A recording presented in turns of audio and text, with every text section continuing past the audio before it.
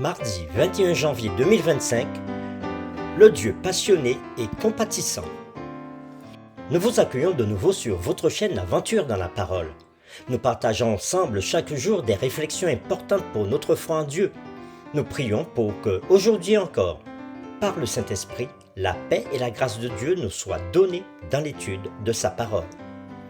Notre communauté s'agrandit et c'est grâce à vous. Soyez vous aussi actifs avec nous pour répandre le message et vous pouvez le faire en likant, en partageant le lien. Nous vous invitons à vous abonner pour recevoir les notifications chaque jour.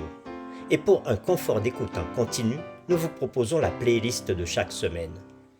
Le texte à mémoriser de cette semaine que nous vous invitons à dire avec nous se trouve dans Ésaïe chapitre 49, le verset 15. Une femme, oublie-t-elle l'enfant qu'elle allait? N'a-t-elle pas pitié du fruit de ses entrailles? Quand elle l'oublierait, moi, je ne t'oublierai point. Nous vous invitons à le redire avec nous. Ésaïe chapitre 49, le verset 15. Une femme oublie-t-elle l'enfant qu'elle allait? N'a-t-elle pas pitié du fruit de ses entrailles? Quand elle l'oublierait, moi, je ne t'oublierai point. Jusqu'où peut aller l'amour passionné de Dieu pour ses enfants? Quelles images la Bible utilise-t-elle pour décrire l'amour de Dieu pour nous? Que veut dire le texte biblique lorsqu'il parle de la jalousie de Dieu? La réflexion de cette semaine nous aide à répondre à ces questions. Et aujourd'hui, nous le ferons avec la séquence « La compassion de Jésus ». Le Nouveau Testament utilise le même type d'imagerie que l'Ancien Testament pour dépeindre la compassion de Dieu. Paul se réfère au Père comme le Père des miséricordes et le Dieu de toute consolation. Paul le dit dans 2 Corinthiens chapitre 1er, le verset 3.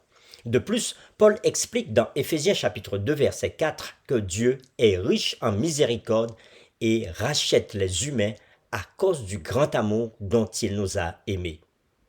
Dans diverses paraboles, Jésus lui-même utilise à plusieurs reprises des termes d'émotion viscérale et déchirante pour dépeindre la compassion du Père. Nous avons des exemples comme Matthieu chapitre 18 verset 27, Luc chapitre 10 verset 33, ou encore Luc chapitre 15 verset 20. Et le même langage qui dépeint la compassion divine dans l'Ancien et le Nouveau Testament est également utilisé dans les évangiles pour dépeindre les réponses compatissantes de Jésus à ceux qui sont en détresse. Nous vous invitons à lire avec nous Matthieu chapitre 9 verset 36, Matthieu chapitre 14 verset 14, Marc chapitre 1er verset 41, Marc chapitre 6 verset 34, et Luc chapitre 7 verset 13, de même que Matthieu chapitre 23 verset 37. Et nous répondrons à la question suivante. Comment ces versets déclarent-ils la façon dont Christ était touché par le sort des gens? Nous commençons avec Matthieu chapitre 9 verset 36. Voyant la foule, il fut ému de compassion pour elle, parce qu'elle était languissante et abattue comme des brebis qui n'ont point de berger. Nous lisons maintenant Matthieu chapitre 14, verset 14. Quand il sortit de la barque, il vit une grande foule et fut ému de compassion pour elle, et il guérit les malades. Nous lisons maintenant Marc chapitre 1er, verset 41. Jésus, ému de compassion, étendit la main, le toucha et dit « Je le veux, sois pur ». Marc chapitre 6, verset 34.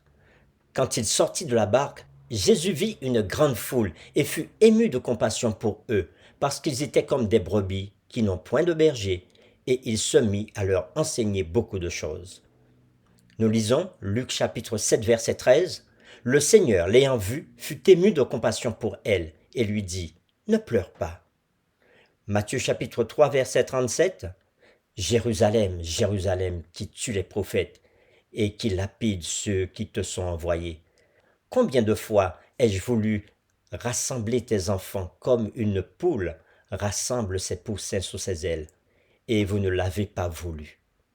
Après avoir lu ces différents textes, Matthieu chapitre 9 verset 36, Matthieu chapitre 14 verset 14, Marc chapitre 1er verset 41, Marc chapitre 6 verset 34, Luc chapitre 7 verset 13 et Matthieu chapitre 23 verset 37, répondons à la question suivante.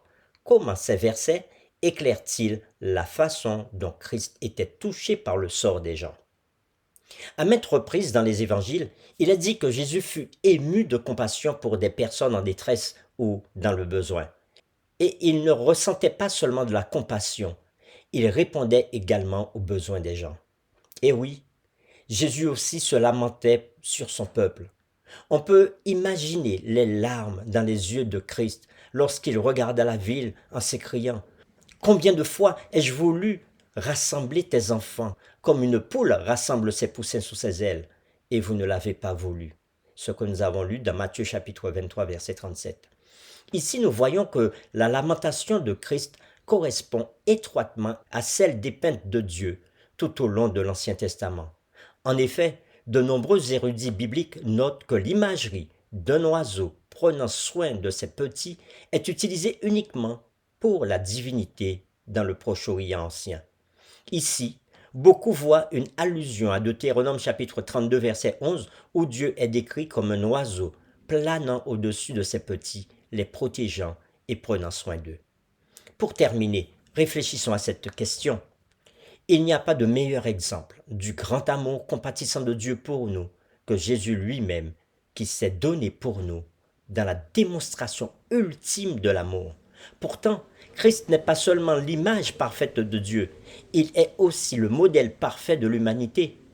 Comment pouvons-nous modeler notre vie sur la vie de Christ en nous concentrant sur les besoins ressentis par les autres et ainsi ne pas nous contenter de seulement prêcher l'amour de Dieu, mais aussi le montrer de manière tangible? Nous vous invitons à prier avec nous.